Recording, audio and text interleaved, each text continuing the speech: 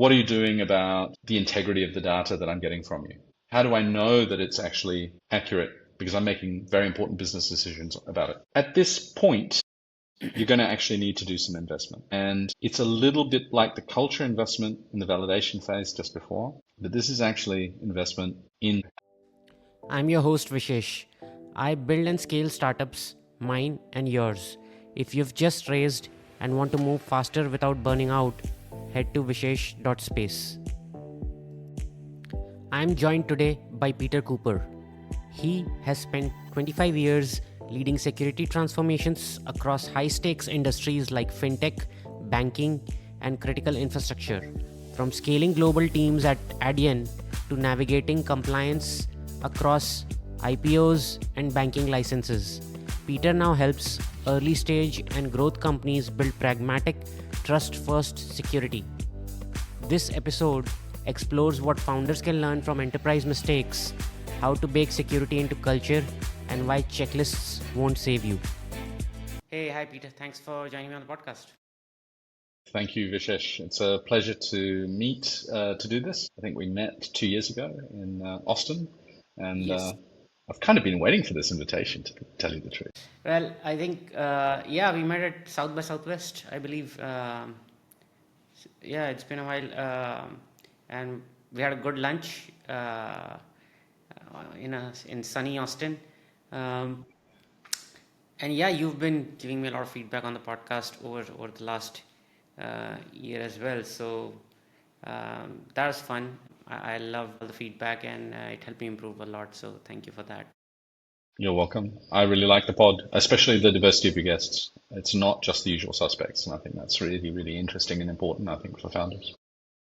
Awesome. Yeah. Yeah, I'm glad to have you. We are going to talk about security, which is your domain, and stuff that early stage startups kind of forget, especially. But let's take a step back. So you've worked at a few scale ups. You were at Adyen before, and now you're doing fractional stuff. What's the background? How did you end up taking the leap from, working at the scale ups to starting on your own as a fractional CISO? Yeah, well, actually, my story begins a little bit earlier. When I was a student, I did some of the naughty things to get access to computers. And at a certain point, I realized that some people were acting quite destructively.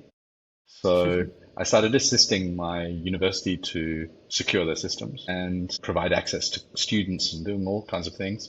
At a certain point, that turned into a professional career in infrastructure and security. And that took me to very large organizations like Shell at the time, I think 250,000 employees. Hmm. And over time, I perhaps became less excited about working for big corporates. And some dear friends of mine who had created a startup in the late 90s had tried to hire me to join them.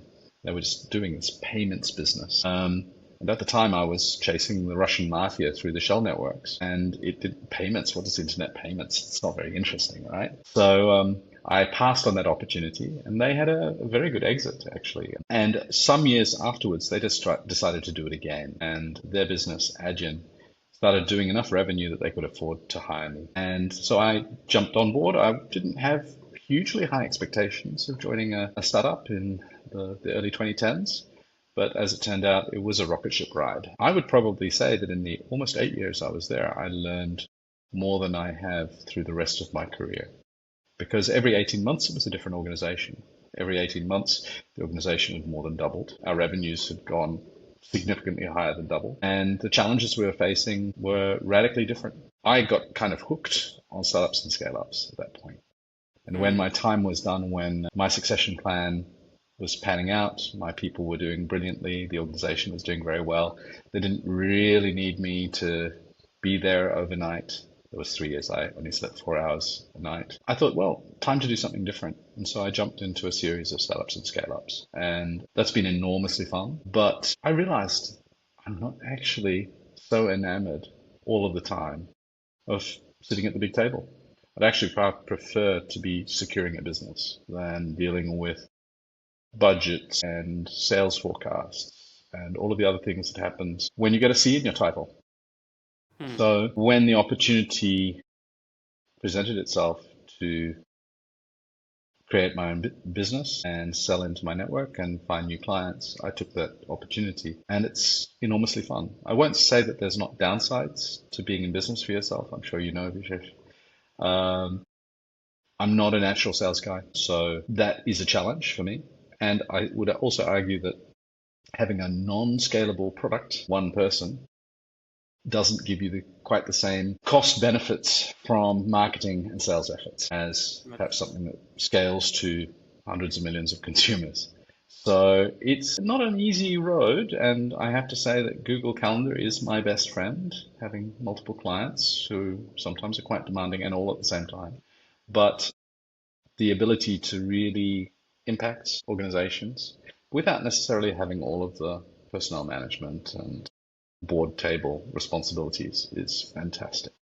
Right. And so during your time at these scale ups, what was the headcount you were dealing with? I think the largest chunk of headcount that I had to manage was about 120 people. My scope wasn't just security. Right. I was also responsible for platform service operations, a bunch of sort of non-feature-driven tech organizations, including internal IT and those kinds of things. I have a background in all of these things, so it's not a stretch for me to do. Yeah, so that's a welcome change then.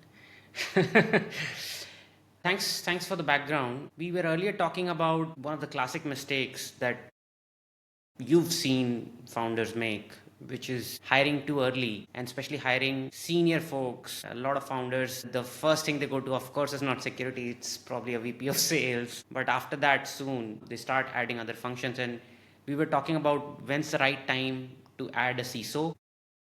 Do you want to talk a little bit about when people should hire what role in terms of security? Absolutely.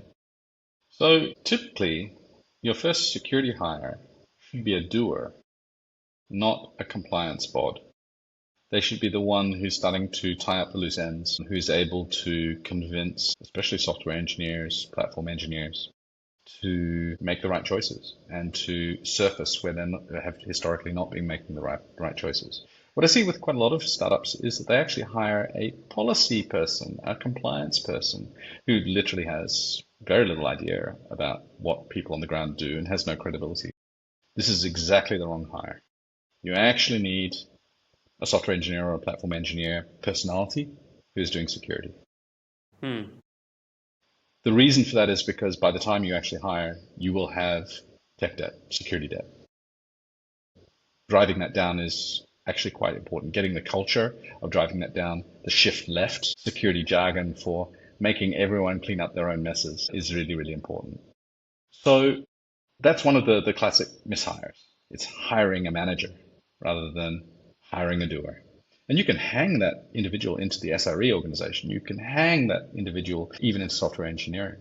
But it's really, really, really important that they're an engineer if you're a tech first business, because you're going to have a lot of tech debt and you're going to need someone who can convince people to do it in their spare time, in between other activities. The other big thing that I've seen is that first hire, sometimes they give them the title CISO. This is someone with 2 years experience, 3 years experience. How do you ever hire more experienced people once you've given them this title?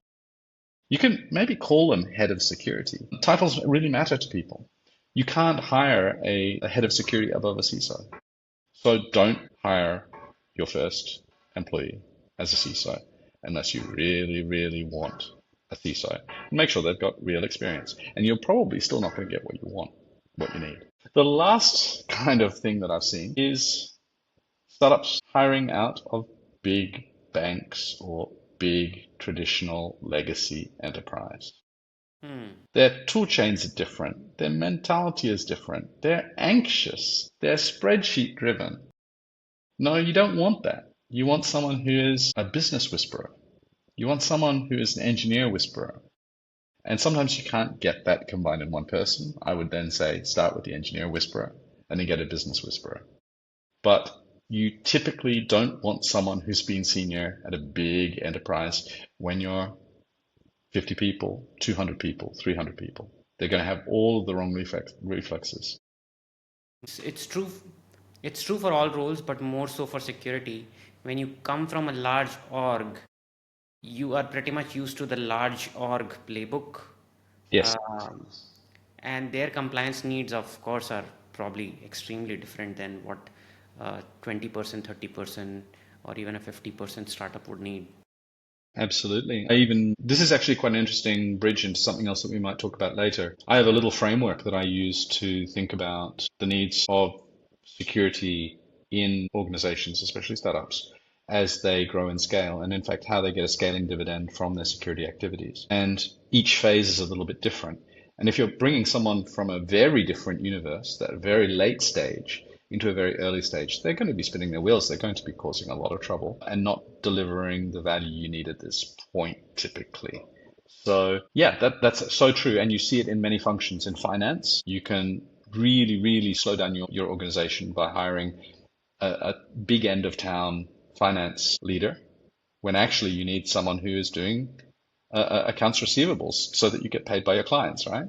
And so, as you've scaled some of these orgs, how do you transition from, because in some of your earlier roles, you would have had to make the transition yourself. But how do you see others adding senior people, who don't have the from outside, right? Because the experience internally is not there. What are there some lessons there from your journey? Yeah, there are. One of which is that if you're actually in the shoes of being one of those early security hires, be prepared to hire your manager Hmm. and be very, very thoughtful about who you hire as your manager. And I'm not talking about someone who is nice to work with or something like that, but someone who is fit for the next phase of the organization and someone you can learn from. If it is not that individual, it's probably a mishire. You don't have to get on that well with them, even for it to be a success. But if they really cannot thrive in the upcoming phase of your business, then it's going to be a mishire and you're going to be very, very unhappy about the outcomes. Right. And so, So job titles are important as well, right? We talked about that a little bit earlier. Don't hire a CISO because you're going to need to hire someone senior to them. Hire an information security officer or a security engineer. They can become a head of security, but they could also become a senior security engineer or have a senior security engineer parachuted in above them. The other key thing, I think, in those kinds of transitions is the expectations of the organization are seldom explicit. Your task as a leader or even as a security professional in a growing organization who's going to have to hire their own manager is make sure that the needs of the organization are surfaced and explicit. how do you build a culture as a startup to make sure that people are willing to do that? I think I'm going to lead into my favorite framework for this, which is beliefs, values, and behaviors.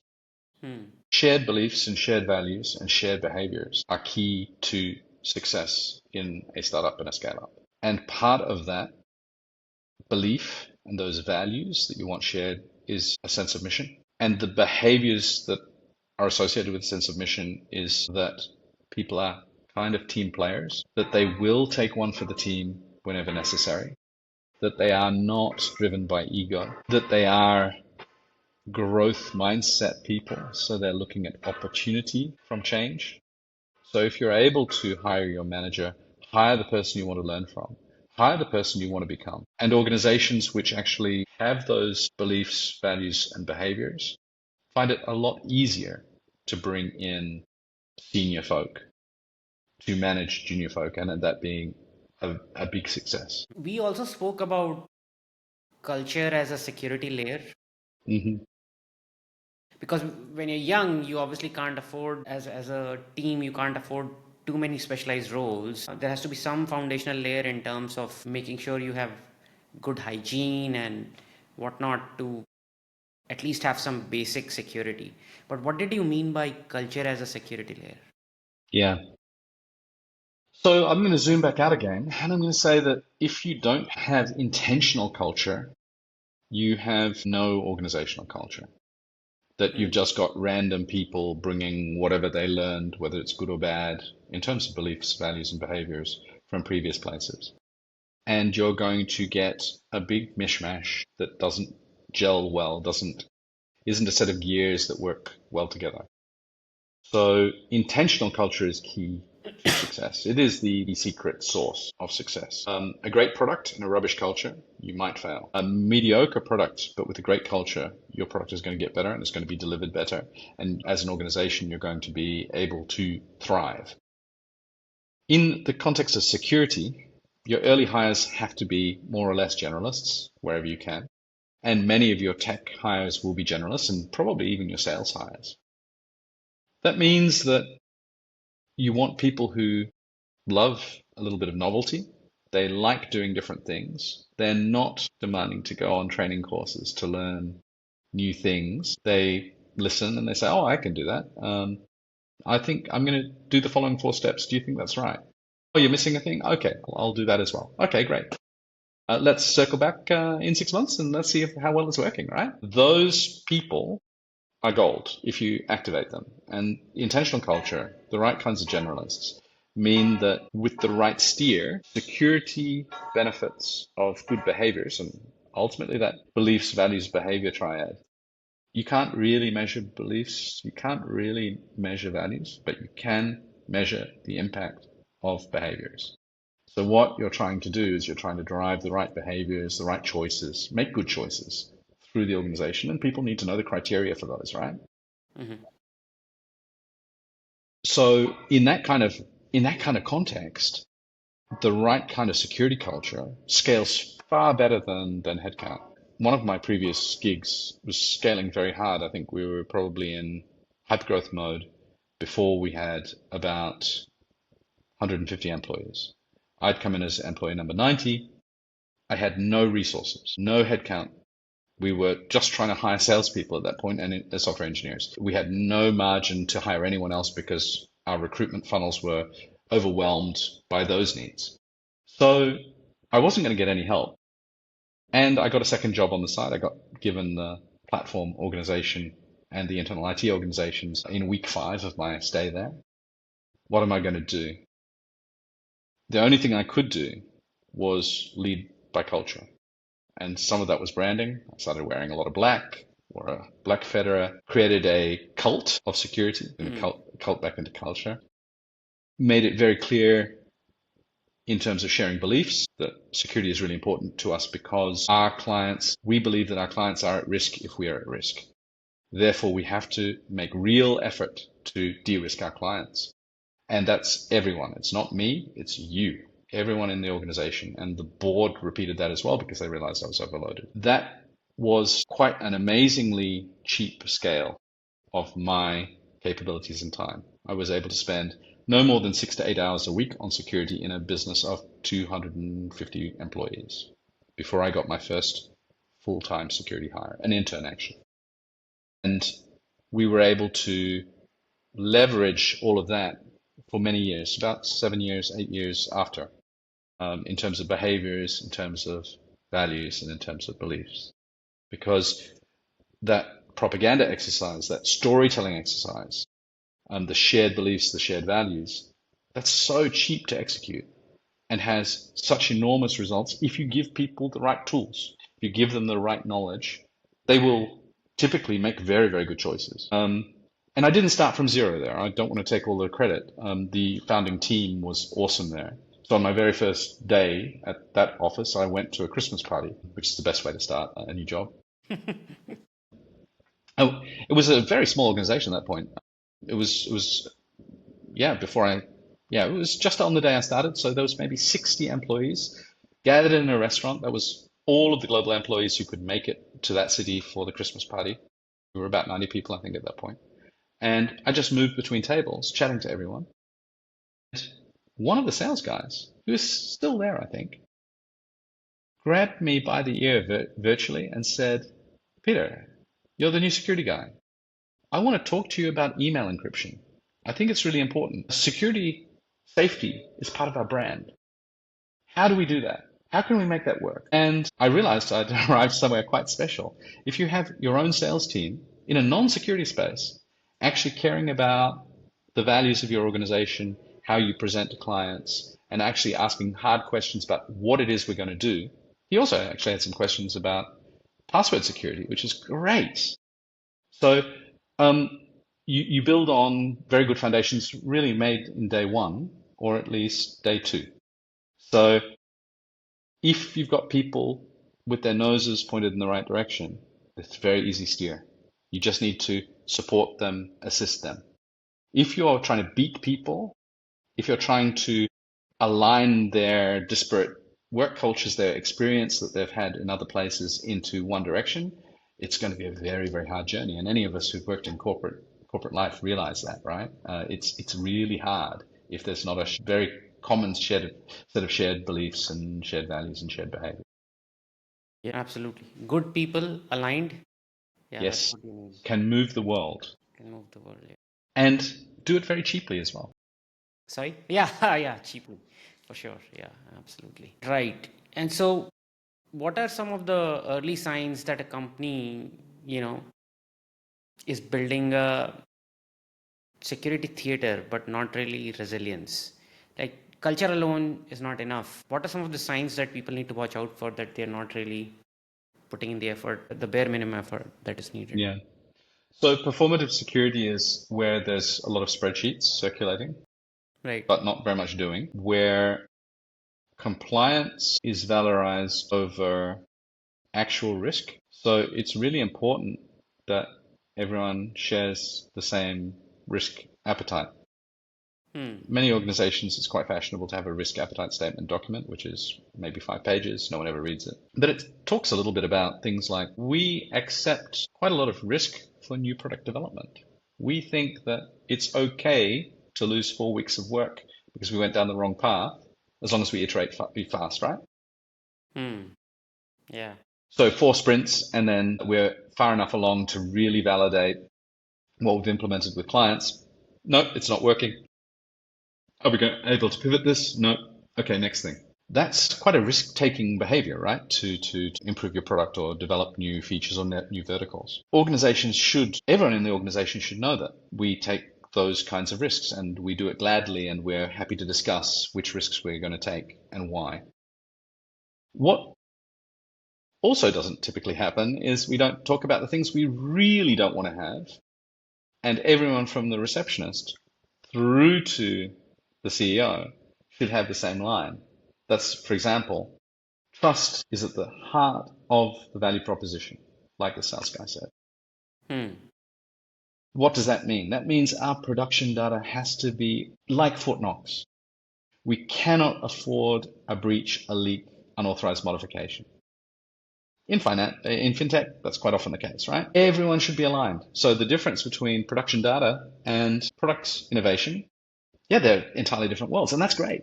But everyone should know that difference and be able to say, I'm working on this, we can take more risks. I'm not working on this, I'm working with production data, we can take no risks, right? And that's just 2 different worlds. If people are able to volunteer that, they're going to be making the right choices. They're going to be having the right conversations. So having a shared view on risk is very important, because if you leave it to someone in my role or someone in a risk role, you're going to end up with the wrong kinds of results, because it will be top down. It will be from someone who doesn't know enough about the details on the ground. You'll get these flat no's, because this is actually one of the things that some of my former founders used to talk about. Security, just like compliance, just like risk, they're called business prevention units in bad organizations. They prevent business. Our goal has to be to enable business. And that means pushing as much of the decision making to the people who actually see the full picture. I'm far away from the front line. I'm not a product manager. If a product manager says we need to take some risks to do with lost time and effort to iterate towards our goal, we've got some targets. We're going to have to take some risks. Fantastic. Don't ask me. But as soon as that starts touching production data, then we don't want to take any risks whatsoever. Come and have a chat to someone about the details. Makes sense. And in that sense, it's self-healing, right? There can be decisions taken and people on the workflow will say, hey, what I know about our risk posture and what we like and what we don't like, this is not the right direction. I'm very uncomfortable here. I'm going to talk to a couple of people and make sure we're making the right choices. That's amazing. It's going to be fast. It's not going to require an escalation. No one's going to lose face. right? It's a discussion early on. But again, it comes back to if there's enough alignment, people know when to take decisions and when to kind of have a conversation about it. That's right. That's right. I think this is a good point to dive into the 6 phases of scaling, as you call it, in terms of security. Yeah. Do you want to walk us through of someone Yeah. who's starting a company to how do those 6 phases look like? Yeah. So this is based on my experience. Your reality may differ, but anyone who's done a couple of startups will probably recognize a few of the things that I say. Right. I'm taking very much a security lens, Yeah, of course. not an engineering lens, not a sales lens, although I think you could do similar things in those worlds for certain kinds of startups that have shared features.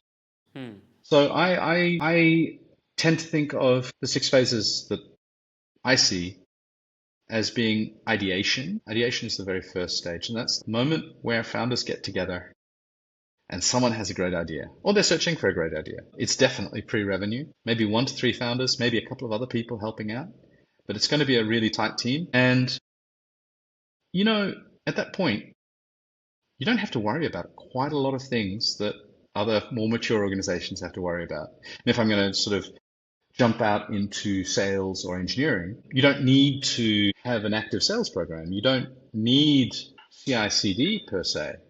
You're really just throwing some ideas around, seeing what might stick, trying to think about business models.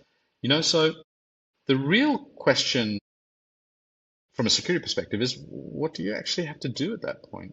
And I think you're starting to develop some IP, some core IP for your future business.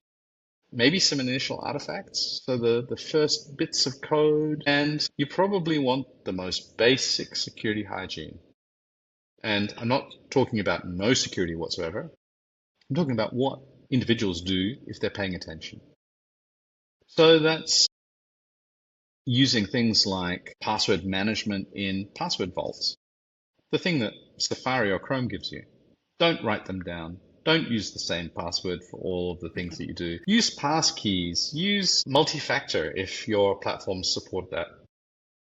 Make sure you do backups of stuff, because the last thing you want is all of that work that the three of you did over a 1 month period to be lost because someone deleted the account on Miro.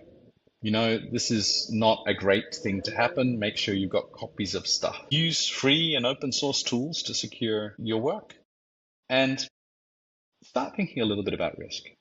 Now, after ideation, you're probably going to start validating. You're going to the market. You're going to go to the market with at least some PowerPoint slides or some sketches. You might even have something, sort of minimum lovable product ready to put in front of people and look for the love hearts in their eyes, or at least the handing over of cash at the meeting. And that's the point where the founders, the leaders, they're going to start hearing things from customers or prospects at least about what kinds of security requirements those prospects and customers have. You're probably going to start generating some very useful data that allows you to be later on a data-driven business.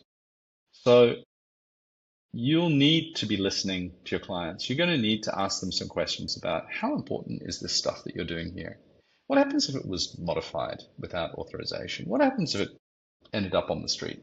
How would you feel? What would that do to your business? What would that do to our joint business? You probably make sure that everyone is doing more or less the same things that the founders were doing in the ideation phase, right? Basic hygiene for passwords and backups. Right. Make sure that they're aware that these things are important to us. You might be quite strict and say, actually, for our AWS account, we should use multi-factor authentication so it doesn't get taken over by a crypto miner. Right.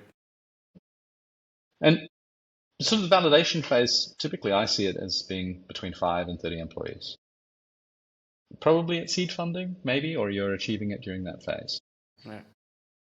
Validation is an enormously fun, quite open phase, very unstructured, and the security work that you do has to be more or less in line.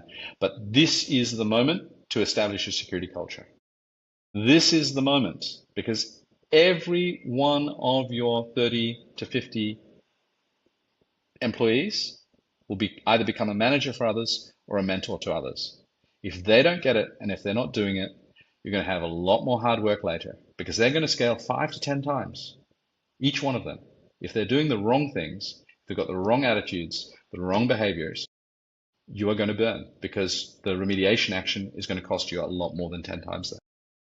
Right. That's clear. And then we're at early traction. Early traction, I typically see it happening between 15 to 150 employees. And that's super interesting. That's like, you'll notice that's actually quite a low number. There are startups that are heading towards scale-ups very early, and they've been doing so for some time now. You know, the story about WhatsApp and 30 engineers, right? And how much they sold for.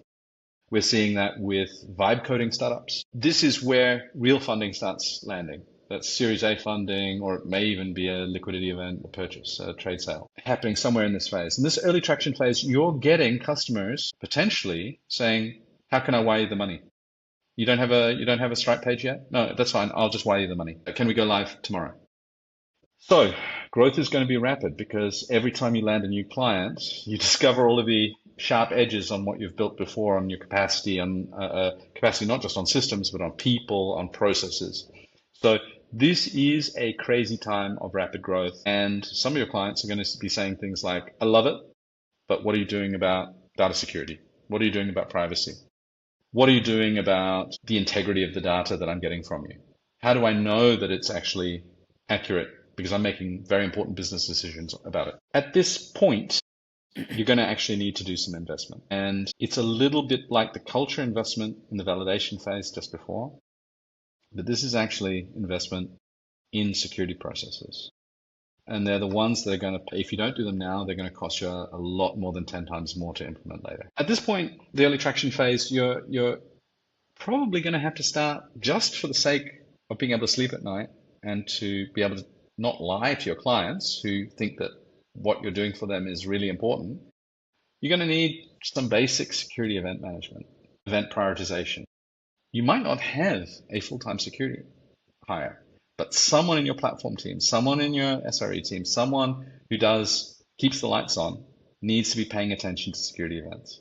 And they probably need a tool. You need to make sure that you've got some very basic security checks into your CI/CD pipeline. You've got a CI/CD pipeline by this point, I hope. Right? You want to make sure that you're not going to get hit by the latest node NPM drive-by attack that wipes all of your containers. You want to make sure that people aren't cutting and pasting dangerous code that they found on the internet into your code base. People who are self-taught are not delivering risk at the very core of your future multi-billion-dollar platform. So very basic tools, add it to your CI/CD pipeline, and make sure that people action that kind of stuff. You probably also need to start thinking a little bit about what your initial scalable security architecture is going to look like. How is this going to look when we're actually really successful? Because at the moment, we're landing a new client every week, and we're almost overwhelmed by that. So it's really hard to focus on next year, just in terms of operational stability, right? But you have to. Because once you start landing a new client every week, from before when you were doing it every month or two, you're obviously getting real traction. And the same is true of security. So as you start looking at the future performance and scalability architecture, think about security. Again, you don't need a full-time security person. For the founder, this is asking the right questions. Ask the right questions of your engineers. Your engineers should know something about security. It is part of their quality engineering responsibilities, just like performance. No one finds it acceptable nowadays if a software engineer says, well, I don't know about performance. That's for performance engineering. No. In a startup, no, that's your responsibility. It sometimes doesn't work. Well, that's your responsibility. It's not some kind of external QA function. No, your team, you wrote the code. What's going on? Fix it, right? Security is the same in startups, and it's just another quality engineering discipline. Your engineers need to be getting it, and they need to be actioning it, and they need to be accountable for it. And as an exec, as a founder, you need to be asking those questions. What are we doing to secure the platform? How do we know the code is good? How do we know that our builds are reproducible? How do we know that we're deploying the code that we want to deploy into our cloud instances, right? It's not rocket science, but you got to ask the questions, and you got to make sure that people are giving you reasonably good answers. You probably also need to make sure that this group of people, 15 to 150, are all the people that you want them to be and not random other people on the internet accessing your AWS console. So you've got to start establishing an identity and access management program, some tooling.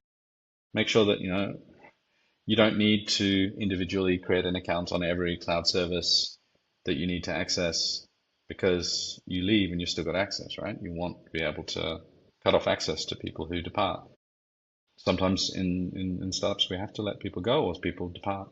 We need some control over what they've got and where it is. And identity and access management helps us with that. And then you really have to start having regular security touch points, monthly probably, with every engineering team. Someone has to. Could be your head of engineering, could be your CTO if you've got one. But it really needs to be a topic of discussion. What are we doing? What's our backlog? Are we actioning anything? Has anyone noticed anything bad, right? All being well, the early traction phase, selling to a new client every week, has now turned into the growth phase, where actually it's multiple enterprise clients every day. To 500 employees, you're talking about Series B or C, maybe you already got some. Your investors are asking some hard questions. They didn't ask them before. Angel funding, seed funding, they don't ask these hard questions. Yeah. Even Series A is a bit light. But by Series B and C, your investors are asking things like, what does your security program look like? Do you have someone in charge of it? Are they competent? What is their pedigree?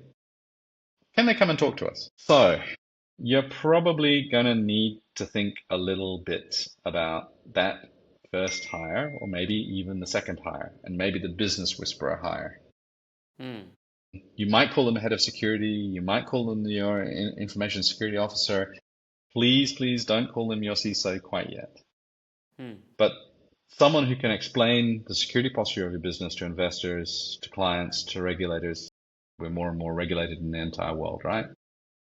You need someone who can actually tell that story, and it's got to be true, more or less. You need to make sure that you've got generalizable anomaly detection, at least for logins, for other things. You've got to be analyzing the tools that your vendors give you, looking for bad stuff happening. Because at this point in your growth phase, you're probably doing $100 million of transactions a year. It's starting to get quite big, and it becomes quite interesting to attackers for all of the different motivations they have. So you need to develop security solutions where possible to really integrate into developer workflows, engineer workflows, software engineering workflows. You're going to need to think about a clear security architecture roadmap and emphasizing simplicity. This is where a lot of people from the big corporate backgrounds get very, very excited. They start doing CV-driven development. They say, now we can do all of these complicated things. No, keep it simple. Anything complex in your platform will burn you. The complexity of the way that you do stuff massively decreases your ability to secure it. So simplicity actually has even more of a win for security than even for business growth. So I can't stress it enough. Simplicity, simplicity, simplicity.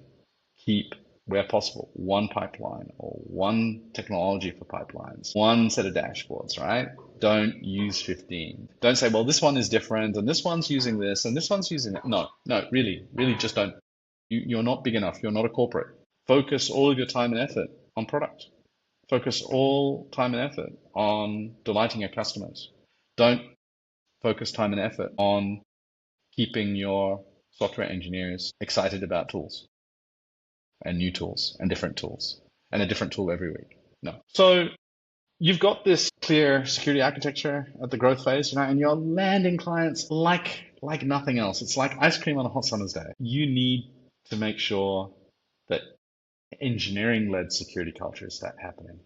That means that it's not people who wear black and wear fedoras and have an aura of fear around them.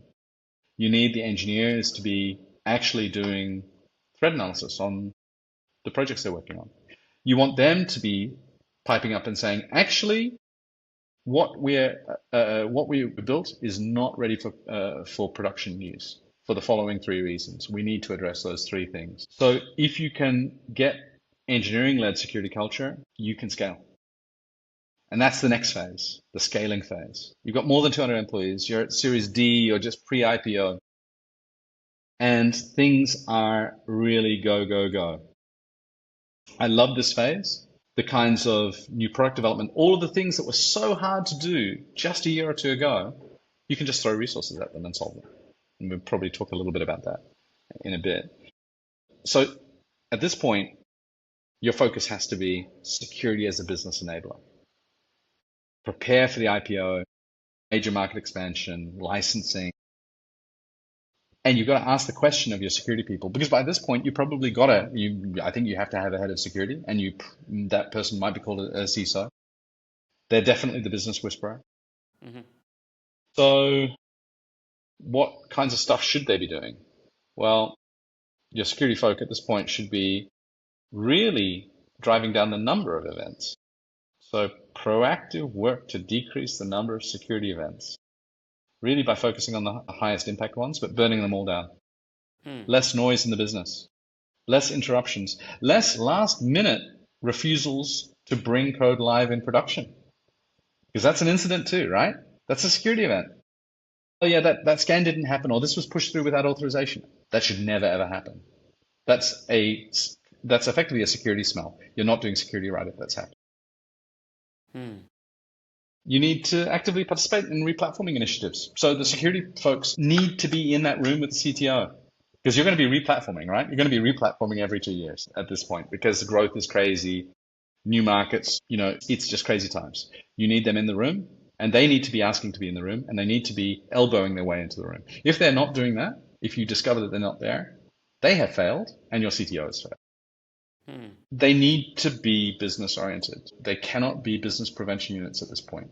That can massively decrease your future earnings as an organization. So if you've achieved all of this and the clients are still handing you suitcases full of cash in meeting rooms as you demo your product, you're probably heading towards being an established champion. And this is kind of the last phase in this sort of scale-up journey. More than 1,000 employees, you're post-IPO, or you've had an enormous PE investment, and that's all going relatively well. There are two choices at this point. You can pretend to be a corporate and not increase the area under the curve of your revenue, right? Business prevention units all the way through. Or you can become an established champion, a scale-up champion. And those ones are still growing, and they're still growing hard. It's just that they're growing a little bit more sensibly. That means that you then start doing what all of the established champions that we all know, all the brands that we know, the consumer brands, started to do. People like Facebook, people like Uber, they started becoming industry leaders in security practices and innovation. They had to. They couldn't just be like a dead-eyed legacy corporate, not to maintain their growth.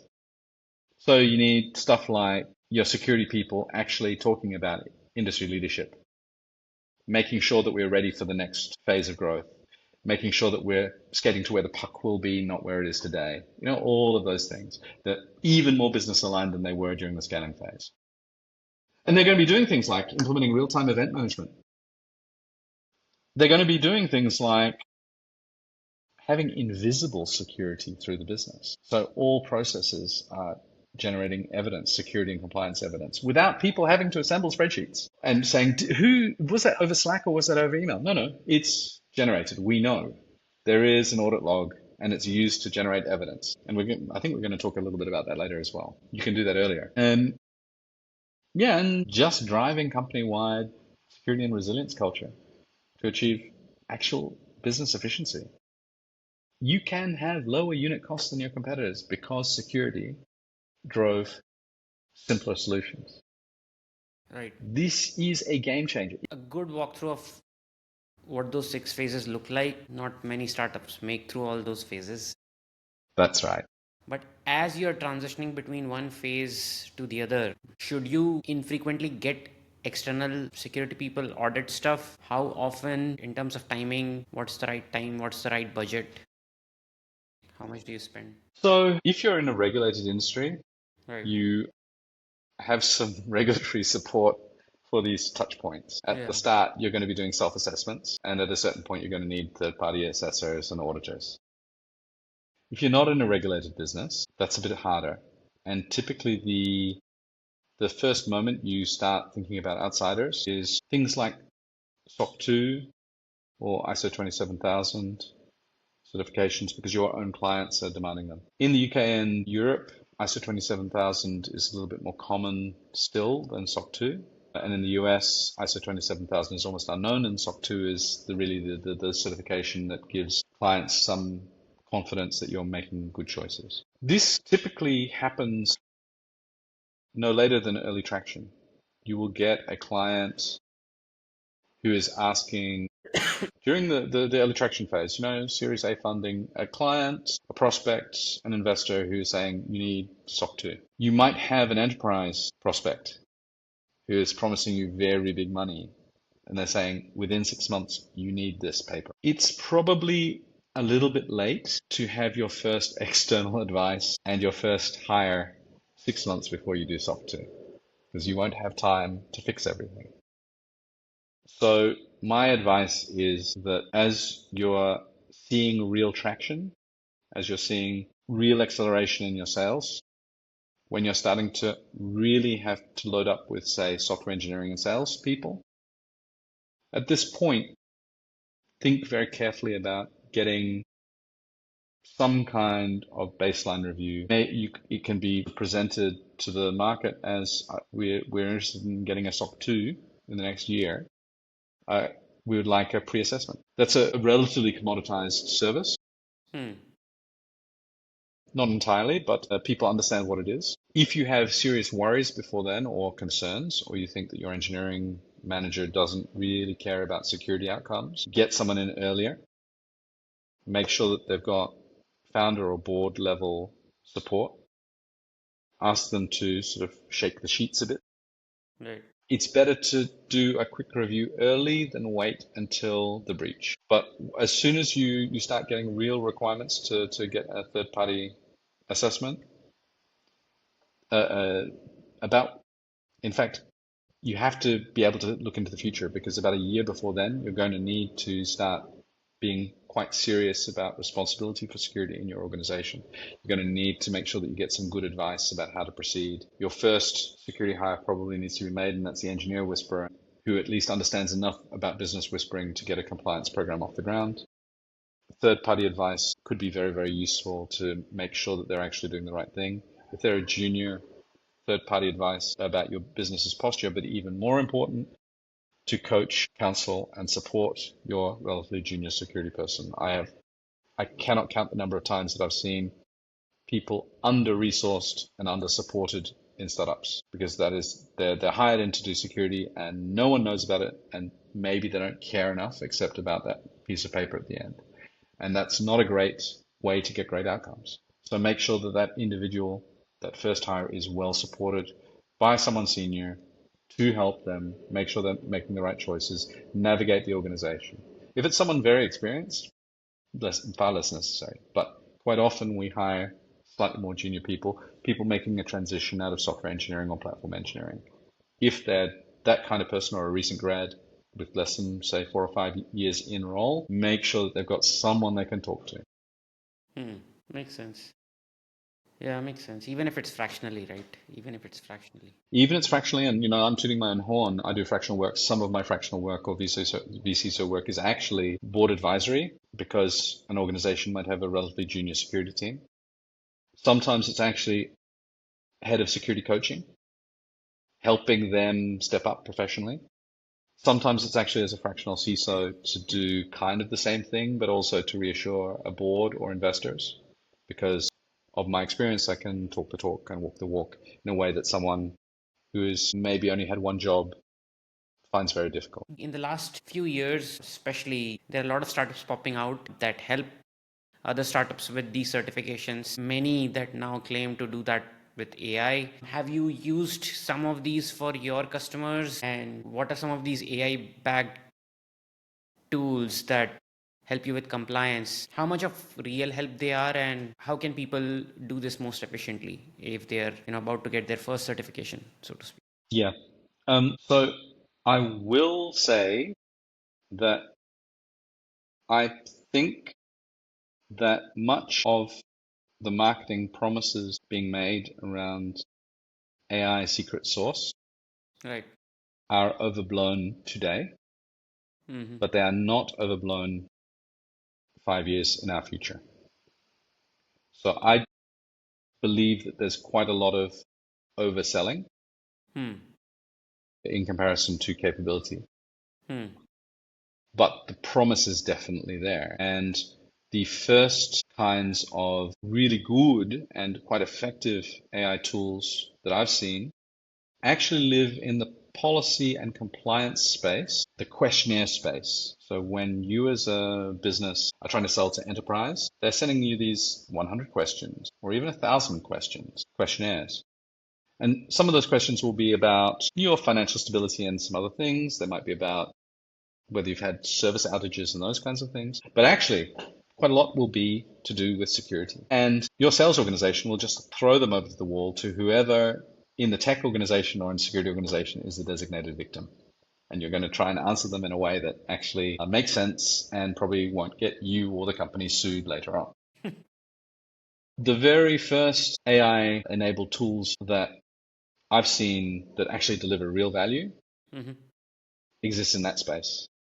Because you feed them your policies, you feed them your previous questionnaires, and then you feed them a new questionnaire. It's text, it's large language models, it's actually the easiest of the cases for the AI technology stacks that we're commonly deploying. So vendors like Vendict is one that I know is amazing. But I will say one thing. I've typically worked in organizations where we have trained not machines to answer questionnaires, but we've trained new salespeople to answer questionnaires.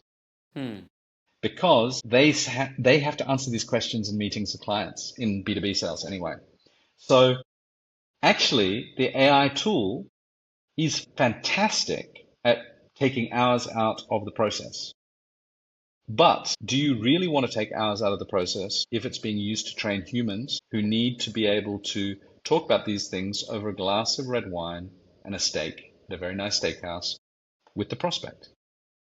And my argument is I actually want my salespeople to be able to answer all of the security questions. And that means when they get hired, they get 2 or 3 of these. And they're told to go shopping through the organization. They learn the organization. They find their future network.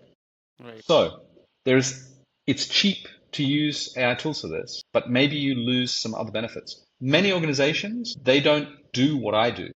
So they don't get the benefit. So it makes perfect sense to go across to AI tools because it just takes some stress out of your security people's lives and they can actually do higher value activities. But I would say that a salesperson in their first 2 weeks or even 3 weeks, 6 weeks, they're not delivering very much of value. Get them to learn. So that's a little bit of my personal theory about AI enhancement of business processes, because sometimes there's secret benefits that you can get from not automating. In terms of the actual security compliance program stuff, you've got a number of players. The best known is probably Vanta because of their llama, the purple llama. We were talking about the color purple. Right. Compliance is so dull, you need to use an exciting color. There's also Drata. I've seen Delve. All of these tools have a sort of a spray on of AI source. But actually, the real benefit that they offered was connecting automatically generated data with gap analysis.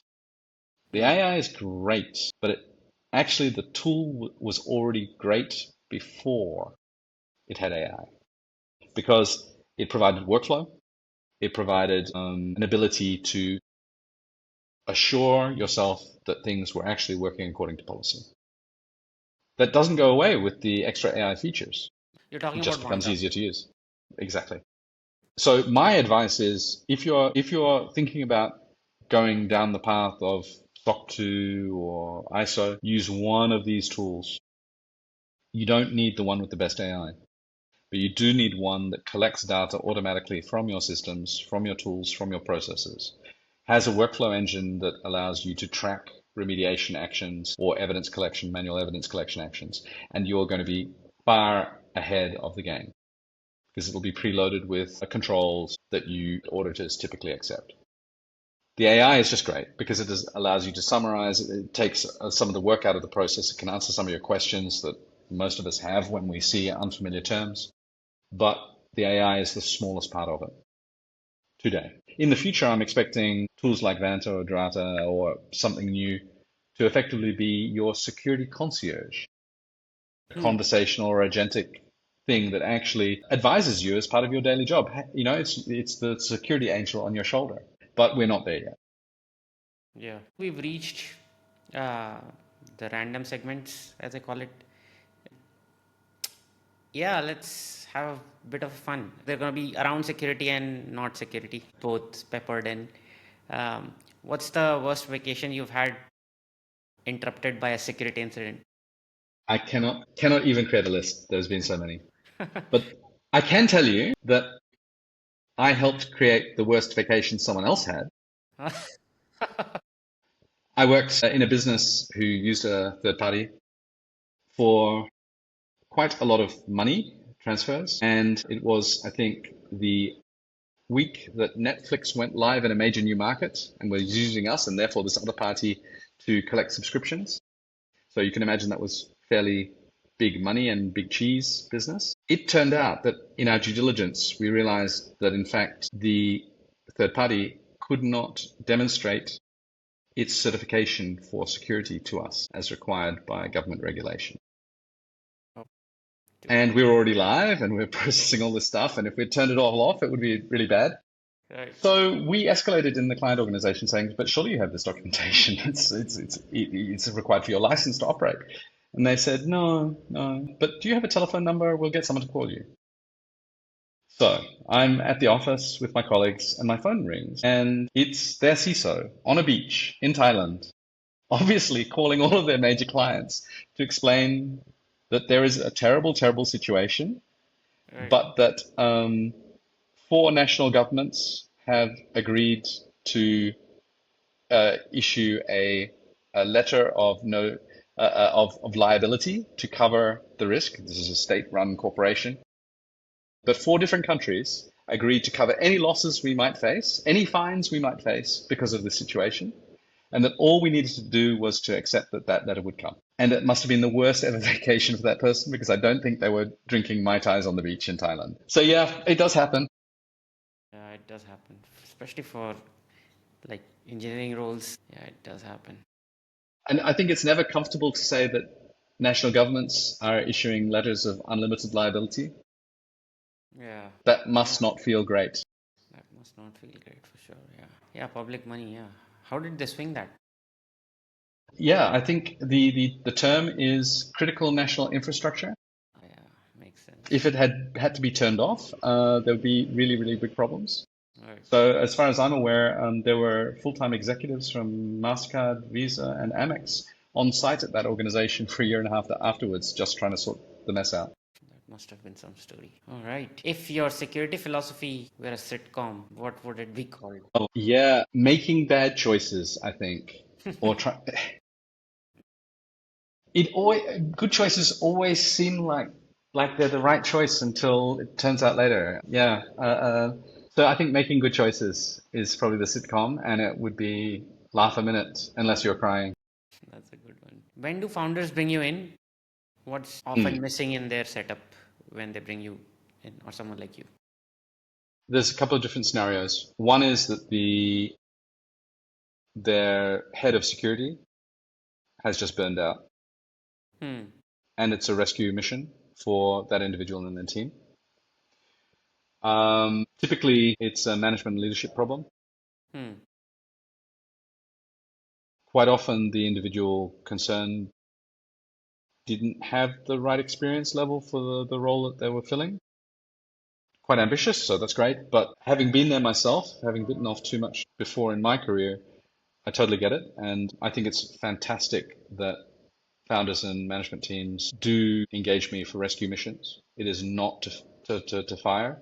It's typically always a rescue attempt. And of course, it's not just for the individual, the team, but it's actually for the business as a whole. So business continuity is at risk. The other kinds of situations I'm brought in is where it's the question you asked earlier. How do we start? Where are we now? What should we do? And I give a lot of the same advice I've given today. They tend to be sort of validation, early traction, sometimes growth businesses that are a little bit late on the curve. And it really is, what are the top 5 things to do? Can you help us hiring the first engineering whisperer, the first business whisperer? How do we structure this? How do we hang them in the organization? How do we look at professional growth? Interesting. What's the one thing that founders believe about compliance that makes you laugh? That compliance is enough. We've signed the piece of paper. Should we do anything more? There is a very fine line between optimism and magical thinking. Right. And sometimes people fall off the edge. And it's typically because it's not their area of specialism. It's typically because it's nothing they've really touched before in their professional careers. And so a very natural misconception, but it is terrifying as well, especially if you come in after this has been happening for a little while. Well, optimism. All right, so we've come to the end. How do people find you? What's the best place to reach? Yeah, you can find me on LinkedIn. I'm at LinkedIn under Peter Cooper CV as one word. And I hope that it'll be in the show notes as well. You can also reach my consulting business at obverseservices.com. That's obverseservices.com. Well, Peter, thanks for joining me. It was fun talking to you, as always. Thank you very much, Vishesh. This was really great. If you found this valuable, you can subscribe to the show on Apple Podcasts, Spotify, or whatever your favorite podcast app is. See you in the next episode.